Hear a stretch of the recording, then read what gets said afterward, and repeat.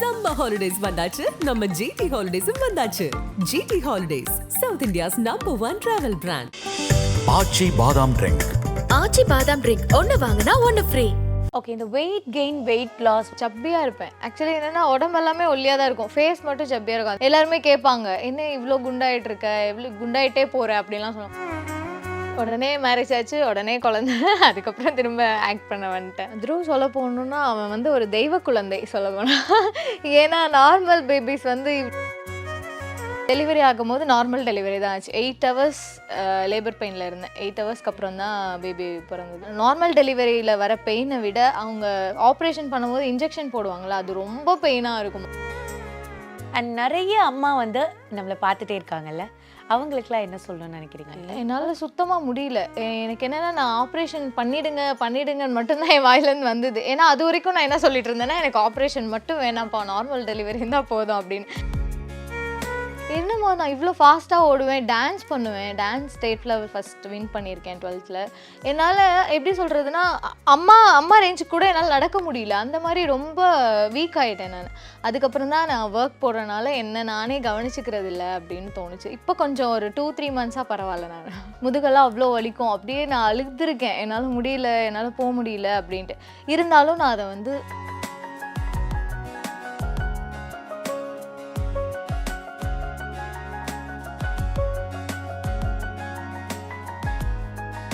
IBC மங்கை நேயர்களுக்கு வணக்கம். இன்னைக்கு மாடர்ன் மங்கை நிகழ்ச்சியில நம்ம பார்க்க போற அம்மா யாருன்னு பார்த்தீங்கன்னா, பிரியமானவளை தொடங்கி கயல் வரைக்கும் எல்லாருடைய மனதையும் கவர்ந்திருக்கக்கூடிய அபிநவ்யா தான். அபிநவ்யா கூடவே ஜூனியர் அபிநவ்யா துருவனும் வந்திருக்காங்க. பயங்கர கலாட்டா பண்ணிட்டு இருக்காங்க. இப்போ நான் நிறுத்தலைன்னா அவங்க பேச ஆரம்பிச்சிருவாங்க. அதனால நம்ம அவங்க கிட்டே நிறைய கேள்விகளை கேட்டுடலாம். துருவன், ஹாய் சொல்லு. ஹலோ. Hi hi sister. நான் பேசும்போது தான் பேசுவேன், அப்படித்தானே? எப்படி இருக்கீங்க அபிநவ்யா? ரொம்ப நல்லா இருக்கேன். நீங்க எப்படி இருக்கீங்க? ரொம்ப நல்லா இருக்கேன். ஸோ கயல் எப்படி போயிட்டு இருக்கு? உங்களோட ஷூட்டிங் ஸ்கெடியூல்ஸ் எல்லாம் எப்படி போயிட்டு இருக்கு? சூப்பரா போயிட்டு இருக்கு, ரொம்ப பிஸியா போயிட்டு இருக்கு. ஓகே, தொடர்ந்து டிவில நிறைய உங்களை தான் பார்த்துட்டு இருக்கோம். நிறைய விஷயங்களை போயிட்டு இருக்கு, ஷூட் நல்லா போயிட்டு இருக்கு. ஓகே, துருவன் வந்து ஒரு சர்ப்ரைஸ் தான் எல்லா வியூவர்ஸ்க்குமே. திடீர்னு கல்யாணம் நடந்துச்சு, திடீர்னு சீமந்த போட்டோஸ், சீமந்த வீடியோஸ் வெளியே வந்தது, திடீர்னு பார்த்தா பாப்பா வந்தாங்க, திடீர்னு பார்த்தா சீரியல்ல திருப்பி வந்துட்டீங்க, கொஞ்ச நாள் கயல்ல காணாம போனீங்க, டக்குன்னு வந்துட்டீங்க, என்னமோ ஜுரத்துல படுத்து எழுந்திரிச்ச மாதிரி. ஸோ இதெல்லாம் எப்படி ஸ்பான்டேனியஸா நடக்குது? எல்லாமே ரேண்டமா, என்ன சொல்றது, கடவுளோட கிரேஸ் தான், காட்ஸ் கிரேஸ் தான்.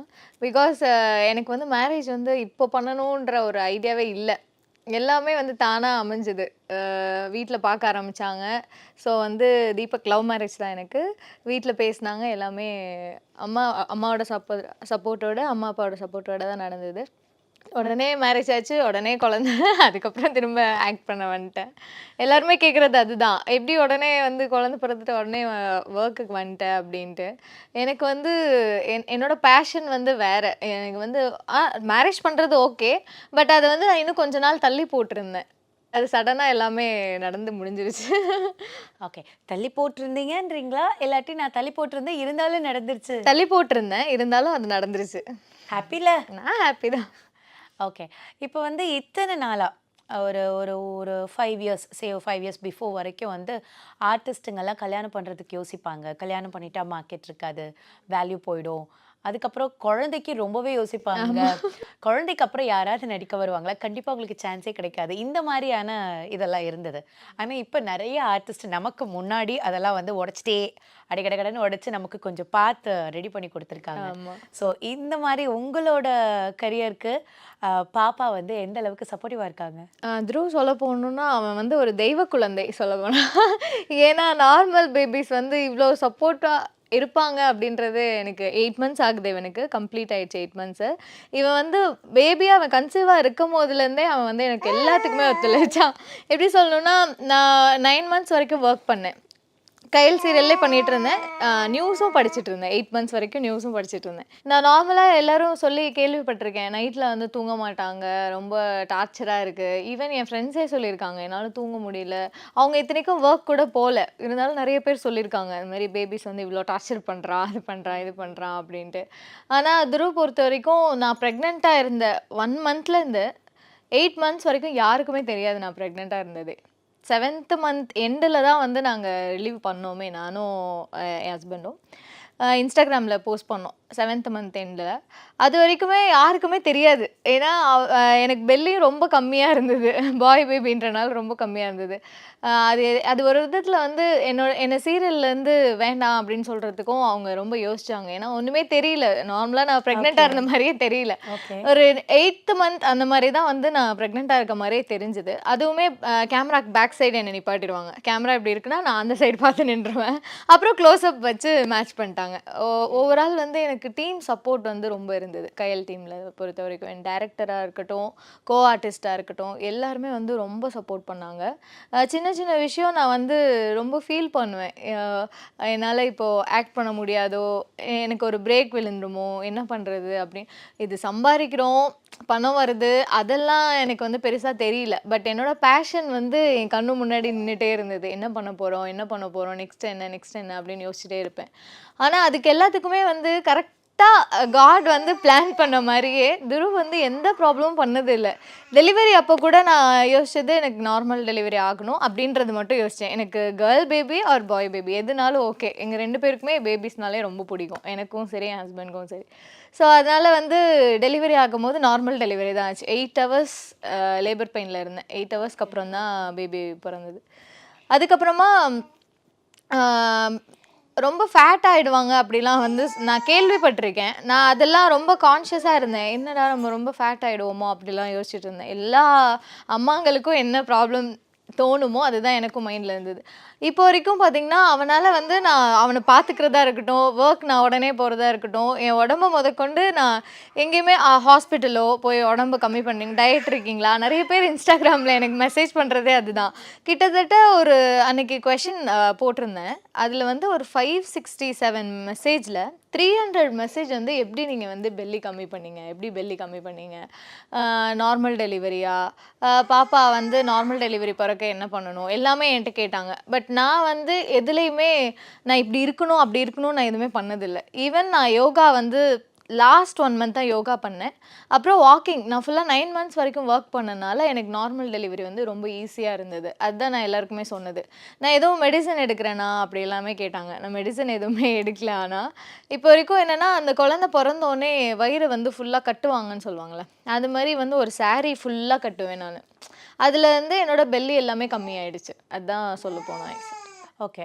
ப்ரெக்னன்சிக்கு முன்னாடி இருந்தே வந்து நான் ஒர்க் பண்ணிகிட்ருக்கேன், தம்பி ரொம்ப சப்போர்ட்டிவ் அப்படின்னு சொல்லியிருந்தீங்க. இப்போ பாப்பாவை கூப்பிட்டுட்டே வந்து நீங்கள் வந்து ஷூட்டிங் ஸ்பாட்டுக்கெல்லாம் போயிட்டு இருக்கீங்க. ஸோ பாப்பா வந்து சாலிட்ஸ் ஆரம்பிச்சிட்டாங்கன்னா அவங்களுக்கு ஏற்ற மாதிரியான ஃபுட்டெல்லாம் நம்ம ப்ரிப்பேர் பண்ண வேண்டியிருக்கும். ஸோ அதெல்லாம் எப்படி ரெடி பண்ணீங்க? ஸ்டார்டிங்கில் எப்படி பண்ணீங்க? இப்போ எப்படி ஸ்டார்டிங்கில் வந்து எப்படின்னா 1.5 மந்த்ஸ் 1.5 மந்த்ஸ் இருக்கும் போதே திருச்சியிலேருந்து நான் கூட்டிகிட்டு வந்துட்டேன். எப்படின்னா எல்லார் வீட்லேயுமே இது வந்து அலோவ் பண்ண மாட்டாங்க. நான் எதுவும் தப்பு சொல்லலை. பட் என்னோடய ஹஸ்பண்ட் வீட்டு சைடும் சரி வேணான்னு ஃபஸ்ட்டு சொன்னாங்க. அதுக்கப்புறமா நான் பேசி புரிய வச்சதுக்கப்புறம் ஓகே நீ பார்த்துப்பேனா ஓகே, அவனுக்கு எதுவும் ஆகிடக்கூடாது, உனக்கும் எதுவும் ஆகிடக்கூடாது அப்படின்னு 2 பேரோட சேஃப்டிக்காக வேணான்னு சொன்னாங்க. அதனால நிறைய நான் வந்து பேசுகிறது, பேசாமல் போகிறது, அந்த மாதிரி சின்ன சின்ன மிஸ் அண்டர்ஸ்டாண்டிங்லாம் நடந்துச்சு. அப்புறம் 1.5 மந்த்ஸில் நான் திருச்சி டு சென்னை ட்ராவல் பண்ணும்போது ரொம்ப செம பயமாக வந்தேன். ஏன்னா இவ்வளோண்டு தான் இருப்பான், ரொம்ப குட்டி பையன். அவனுக்கு ஒத்துக்குமா ஒத்துக்காதா எதுவுமே எனக்கு தெரியாது. அப்போ தான் ஃபஸ்ட் டைமில். ஸோ அம்மா எனக்கு எப்போயுமே அம்மா என்னோட சப்போர்ட். ஏன்னா என் கூடயே இருப்பாங்க அவங்க. எனக்கு எப்போ ஷூட்னாலும் அம்மாவும் சரி அக்காவும் சரி வந்துட்டு இருந்தாங்க. எனக்கு சுத்தமாக ஹேண்டில் பண்ண தெரியாது, பேபி எப்படி தூக்கணும் கூட தெரியாது. ஸோ அம்மாவும் அக்காவும் இருக்கனால ரொம்ப சப்போர்ட்டிவாக இருந்தது. ஸ்டார்டிங் 1.5 மந்த்ஸ்லேருந்தே பிரெஸ்ட் ஃபீட் தான் ஃபுல்லாக 6 மந்த்ஸ் வரைக்கும் அதான் கொடுத்தேன். 6th மந்த் வந்து ஸ்டார்ட் ஆகும்போது சாலிட்ஸ் கொஞ்சம் கொஞ்சமாக ஆட் பண்ணேன்.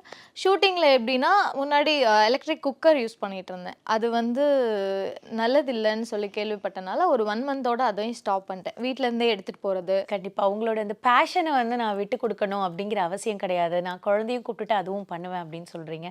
அண்ட் நிறைய அம்மா வந்து நம்மளை பார்த்துட்டே இருக்காங்கல்ல, அவங்களுக்குலாம் என்ன சொல்லணும்னு நினைக்கிறீங்க? கண்டிப்பாக நிறைய விஷயம் சொல்லணும். ஏன்னா இது வந்து குழந்தை பெற்றுக்கக்கூடாது, கல்யாணம் பண்ணிக்கக்கூடாது, இது எல்லாமே வந்து நம்ம பேஷனை வந்து ஒரு தடையாக இருக்கும் அப்படின்னு எல்லா கேர்ள்ஸும் நினைப்பாங்க. ஈவன் நானுமே அப்படி தான் நினச்சேன். கொஞ்சம் தள்ளி போடலாம், பண்ணிக்க கூடாதுன்னு இல்லை யாருக்குமே, கொஞ்சம் தள்ளி போடலாம் அப்படின்னு தான் நினச்சேன். அது வந்து எனக்கு தெரிஞ்சு தேவைப்படாது. ஏன்னா நம்ம ஒரு விஷயத்தில் ஸ்ட்ராங்காக இருந்தோம்னு வைங்களேன், அந்த விஷயம் எப்படி இருந்தாலும் நடந்துரும். எனக்கு வந்து அது வேணும்னா அது கண்டிப்பாக கிடைச்சிரும் எப்பயுமே. ஏன்னா நான் அதில் ஃபுல் ஒரு நம்பிக்கையோடு இருப்பேன். அதுக்கு தேவையான ஹார்ட் ஒர்க்கை போடுவேன் ரொம்ப. என்னால் முடியல அப்படின்னு சொல்லி நான் உட்காந்துட்டோ இல்லை டயர்டாக இருக்குது, எனக்கு எவ்வளோ நாள் டயர்டாக இருந்திருக்கு, அவ்வளோ பாடி பெயின் இருந்திருக்கு, முதுகெல்லாம் அவ்வளோ வலிக்கும், அப்படியே நான் அழுதுருக்கேன் என்னால் முடியல, என்னால் போக முடியல அப்படின்ட்டு. இருந்தாலும் நான் அதை வந்து எனக்காக, என்னோட பேஷனுக்காக கொஞ்சம் ஒரு சில விஷயத்த சாக்ரிஃபைஸ் பண்ணால் நான் எனக்கு எது வேணுமோ அது கண்டிப்பாக எனக்கு கிடைச்சிடும். அது கண்டிப்பா. இப்போ வந்து மற்றவங்க எல்லாம் எப்படி பார்க்குறாங்க நார்மல் டெலிவரி அம்மாக்கள் அப்படின்னு பார்த்தீங்கன்னா, அவங்களுக்கு என்ன நார்மல் டெலிவரி ஆயிடுச்சு, என்ன வழி இருக்க போகுது, ஒன்றுமே கிடையாது, ரொம்ப ஈஸி, பாரு எவ்வளோ சீக்கிரம் ரெக்கவர் ஆயிட்டாங்க அப்படின்ற மாதிரி சொல்லுவாங்க. பட் நார்மல் டெலிவரிக்குள்ளே போனவங்களுக்கு மட்டும்தான் அதில் இருக்கிற ஸ்ட்ரகிள்ஸ் தெரியும். ஸ்டிச்சஸ் பெயின் கியூர் ஆகிறதுக்கே வந்து இட் வில் டேக் மந்த்ஸ் அப்படின்னு கேள்விப்பட்டிருக்கேன். ஸோ உங்களோட டெலிவரி போஸ்ட்மார்ட்டம் ரெக்கவரி எப்படி இருந்தது? அண்ட் ரெக்கவரி டைம்ல நீங்க கண்டிப்பா ஷூட் பண்ணிட்டு இருந்திருப்பீங்க. சோ அது எப்படி மேனேஜ் பண்ணீங்க? அதுதான் வந்து எப்படின்னா, நான் 8 ஹவர்ஸ் வந்து இருந்தேன். லேபர் பெயினில் வந்து 8 ஹவர்ஸ் இருந்தேன். என்னால் சுத்தமாக முடியல. எனக்கு என்னென்னா, நான் ஆப்ரேஷன் பண்ணிடுங்கன்னு மட்டும்தான் என் வாயிலேருந்து வந்தது. ஏன்னா அது வரைக்கும் நான் என்ன சொல்லிட்டு இருந்தேன்னா, எனக்கு ஆப்ரேஷன் மட்டும் வேணாம்ப்பா, நார்மல் டெலிவரி இருந்தால் போதும் அப்படின்னு. ஏன்னா அகைன் நான் ஒர்க் வரதுக்கு வந்து அதுதான் கரெக்டாக இருக்கும்னு எனக்கு தோணுச்சு. அதனால நான் வந்து ரொம்ப ப்ரே பண்ணேன். என்னால் முடியல. 8 ஹவர்ஸ் வந்து சுத்தமாக என்னால் முடியல. கஷ்டப்பட்டு, ரொம்ப கஷ்டப்பட்டு, லேபர் பெயின்னாலே எல்லா பெயினும் ஒன்று தான். எனக்கு தெரிஞ்ச ஆப்ரேஷன் நார்மல் டெலிவரி எல்லா பெயினும், இதை விட நார்மல் டெலிவரியில் வர பெயினை விட அவங்க ஆப்ரேஷன் பண்ணும்போது இன்ஜெக்ஷன் போடுவாங்களா, அது ரொம்ப பெயினாக இருக்குமா. ஸோ இந்த ரெக்கவரி வந்து எப்படி இருந்தது? அதான் அதுக்கப்புறமேட்டு வந்து எப்படின்னா, என்னால் நடக்கக்கூட முடியல. ஸ்டிச்சஸ் போட்டிருப்பாங்க. ஸோ வந்து என்னால் நடக்க முடியல, பேபியை தூக்க முடியல, கொஞ்சம் முடியல. எனக்கு வந்து ஃபுல்லாகவே மைண்ட் எப்படின்னா, நான் வீட்டில் ஒரு 1 வீக் இருந்தாலே நார்மலாக பேபி இல்லாமல் மேரேஜ் முன்னாடியே 1 வீக் நான் வீட்டில் இருந்தனாலே எனக்கு ஃபீவர் வந்துடும். ஏன்னா நான் ஒர்க் போய் ஒரு 10 இயர்ஸாக நான் ஒர்க், நியூஸ் ரீடிங்கும் சரி, சீரியலும் சரி, ரொம்ப ஆக்குப்பைடாக இருப்பேன் நான். ஏன்னா எனக்கு வந்து தனியாக இருந்து அந்த மாதிரி பழக்கம் இல்லை. தனியாக இருந்தோ இல்லை ஒரு ரூம்குள்ளேயோ ஒரு 1 வீக் இருந்தேன்னா எனக்கு உடனே ஃபீவர் வந்துடும். எனக்கு ஜென்ரலாக சும்மா இருக்க வராது. கரெக்டாக சொன்னீங்க. என்னால் சும்மா இருக்க முடியாது. அந்த 1.5 months நான் வந்து வீட்டில் இருக்கிறதுக்கு ரொம்ப கஷ்டப்பட்டேன். என்னால் முடியல, போகணும் ஒர்க் போகணும் அப்படின்ட்டே தான் இருந்தேன். ஸோ எனக்கு வந்து என் மைண்ட் லெவலில் அப்படி யோசிச்சு என்னால் என்ன சொல்கிறது, அதை செயல்படுத்தவும் முடிஞ்சுது. அதனால தான். ஓகே. ஸோ இப்போ எப்படி இருக்கு உங்களோட ஹெல்த்? ரொம்ப சூப்பராக இருக்குது. நான் இந்த ஒரு 5 months வந்து என்னால் ஸ்பீடாக நடக்க முடியல. ஏன்னா அம்மா ஸ்டெப்ஸ் ஏறிடுவாங்க எனக்கு முன்னாடி. நான் பொறுமையாக ஏறிட்டு இருப்பேன். அம்மா என்னம்மா எனக்கு இவ்வளோ மூச்சு வாங்குது. நான் காலேஜ் டைம் சரி, ஸ்கூல் டைம் சரி, ஸ்போர்ட்ஸில் இருந்தேன், அத்லெட்டிக்கில் இருந்தேன். 400 மீட்டர்ஸ்லாம் ஓடிருக்கேன், வின் பண்ணியிருக்கேன், 2nd ப்ரைஸ் 3rd ப்ரைஸ்லாம் வந்திருக்கேன். என்னமோ நான் இவ்வளோ ஃபாஸ்ட்டாக ஓடுவேன், டான்ஸ் பண்ணுவேன், dance state level first win பண்ணியிருக்கேன் 12th. என்னால் எப்படி சொல்கிறதுனா, அம்மா ரேஞ்சுக்கு கூட என்னால் நடக்க முடியல. அந்த மாதிரி ரொம்ப வீக் ஆகிட்டேன் நான். அதுக்கப்புறம் தான் நான் ஒர்க் போடுறதுனால என்ன நானே கவனிச்சுக்கிறது இல்லை அப்படின்னு தோணுச்சு. இப்போ கொஞ்சம் ஒரு 2-3 months பரவாயில்ல நான் நடக்கிறது. என்ன மாதிரியான ஃபுட் இன்டேக்ஸ் எடுத்துக்கிட்டா நமக்கு வந்து இந்த ஸ்டாமினா ரீட்டைன் பண்ணுறதுக்கு வந்து ஹெல்ப்ஃபுல்லாக இருக்கும்? எனக்கு வந்து எப்படின்னா, ஃப்ரூட்ஸ், வெஜிடபிள்ஸ் வந்து தனித்தனியாக சாப்பிட்டு எனக்கு அந்த அளவுக்கு டைம் இருக்காது. நான் வெஜிடபிள்ஸ் ஆட் பண்ணணும், ஃப்ரூட்ஸ் சாப்பிட்ணும் அப்படின்ற மாதிரி. நான் என்னென்னா, பேபிக்கு வந்து சத்து மாவு ஒன்று ரெடி பண்ணியிருக்கேன். அது வந்து அதிலே ஒரு சில இன்க்ரீடியன்ட்ஸ் வந்து எனக்காக சேர்த்துட்டு அது நான் இப்போ டெய்லி ஃபாலோ பண்ணிகிட்ருக்கேன். ஸோ அதனால தான் நான் ரொம்ப இப்போ ஒரு 1 month முன்னாடிலாம் ரொம்ப ஒல்லியாக இருந்தேன். ஏன்னா எல்லாருமே கேட்டாங்க, என்ன இவ்வளோ லீன் ஆகிட்டீங்க, என்ன மெடிசன் சாப்பிட்றீங்க அப்படி இப்படின்னு. அதுக்கப்புறம் இப்போ கொஞ்சம் பரவாயில்ல, ஒரு 2-3 kgs வந்து ஏறி இருக்கேன் ஒரு 1.5 months. ஓகே. இந்த வெயிட் கெயின், வெயிட் லாஸ் வந்து எப்போவுமே ஆரோக்கியத்தோட இணைச்சு பார்க்குறாங்க. இப்போ வந்து நீங்கள் நல்ல வெயிட் கெயின் ஆகிட்டே இருக்கீங்களா, அப்போ வந்து நீங்கள் ஆரோக்கியமாக இருக்கீங்க. திடீர்னு ஒல்லி ஆயிட்டீங்களா, அப்போ வந்து நீங்கள் வந்து ஆரோக்கியம் இல்லாமல் இருக்கீங்க. இது அப்படி வைஸ் வர்ஸாவும் இருக்கு. நீ இவ்வளோ குண்டா இருக்க, கண்டிப்பா உனக்கு வந்து பேட் ஃபேட்ஸ் இருக்கு, உனக்கு வந்து ஹெல்த்தியான லைஃப் ஸ்டைலே இல்லை அப்படின்ற மாதிரி. ஸோ ஒரு கேமரா முன்னாடி வர ஒரு பெண்ணா இருக்கும் பொழுது நிறைய இந்த மாதிரியான கேள்விகள் நம்மளை நோக்கி எப்பவுமே வந்துட்டே தான். இதை எப்படி டீல் பண்ணிட்டு இருக்கீங்க? எனக்கு வந்து ப்ரெக்னன்சி முன்னாடி நான் கொஞ்சம் குண்டாக தான் இருப்பேன், சப்பியாக இருப்பேன். ஆக்சுவலி என்னென்னா உடம்பு எல்லாமே ஒல்லியாக தான் இருக்கும், ஃபேஸ் மட்டும் சப்பியாக இருக்கும். அது என்னோட ஃபேமிலி ஃபேஸ். அது அம்மாவுக்கும் அப்படி தான் இருக்கும், எனக்கும் அப்படி தான் இருக்கும், அக்காவுக்கும் அதை விட குண்டாக இருக்கும் ரொம்ப. எல்லாருமே கேட்பாங்க, என்ன இவ்வளோ குண்டாயிட்டு இருக்க, எவ்வளோ குண்டாயிட்டே போகிற அப்படின்லாம் சொல்லுவோம். நான் எதையுமே மைண்ட் பண்ணிக்க மாட்டேன். ஈவன் இப்போ கூட என்னை சீரியல் எல்லாருமே ஏன் இவ்வளோ ஒல்லியாயிட்ட, நல்லா சாப்பிடு உடம்பு ஏற்ற அப்படின்னு தான் சொல்லிட்டு இருப்பாங்க. நான் எல்லாத்தையும் வந்து எதையும் பெருசாக மைண்ட் பண்ணிக்க மாட்டேன். நார்மலாக எனக்கு எது வருதோ அதான் பண்ண முடியும், என்னால் எது பண்ண முடியுமோ அதான் பண்ண முடியும். டயட் இருக்குது சுத்தமாக என் லிஸ்ட்லேயே இல்லை, என் லைஃப் ஸ்டைல்லே இல்லை சொல்ல போனால்.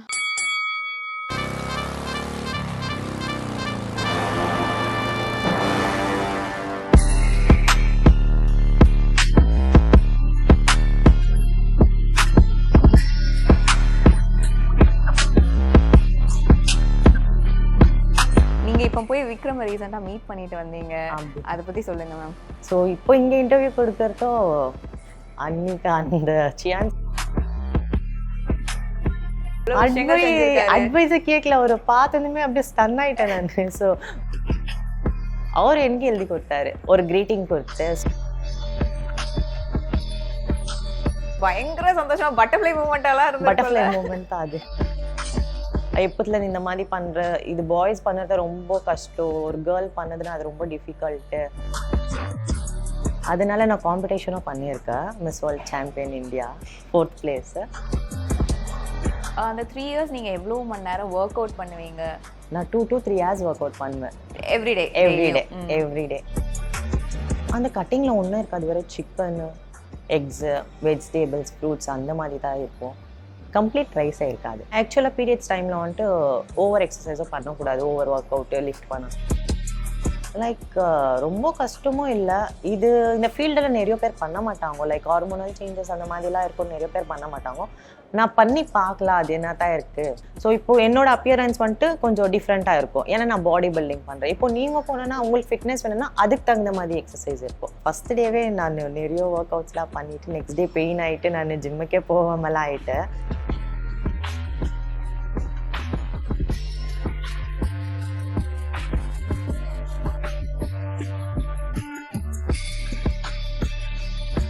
சம்மர் ஹாலிடேஸ் வந்தாச்சு, நம்ம ஜிடி ஹாலிடேஸும் வந்தாச்சு. GT holidays, south India's #1 travel brand.